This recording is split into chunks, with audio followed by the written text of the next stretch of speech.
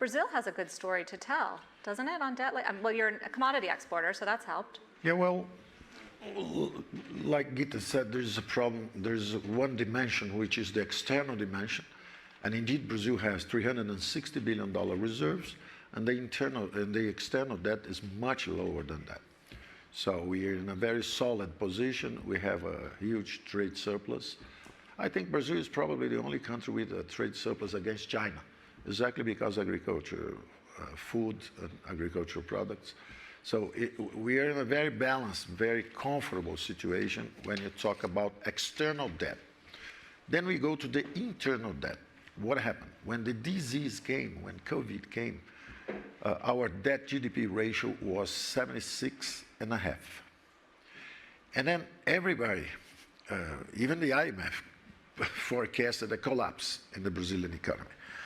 They estimated a drop in GDP of 9.7% for Brazil. And then, let's say, as an example, UK, 4%. Happened exactly the contrary. I alerted the IMF mission. It was not Gita herself. It was somebody else that was removed from the position. She's not there anymore.